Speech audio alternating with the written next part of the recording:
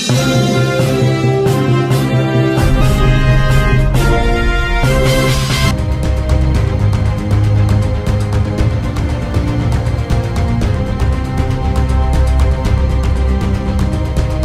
11/6/25 रोजी फिर्यादी विनोद कंदाई यांनी फिर्याद दिली होती की त्यांचा नोकर जगतपाल हा ड्रायव्हर होता, त्याच्याकडे त्यांनी 10 लाख रुपये एका ठिकाणी पोहोचवण्यासाठी सुपूर्द केले होते। ते पैसे घेऊन तो उपनगरच्या दत्त मंदिर येथून गायब झाला। त्यानंतर फिर्याद दिल्याप्रमाणे पोलीस स्टेशन उपनगर येथे गुन्हा दाखल करण्यात आला होता।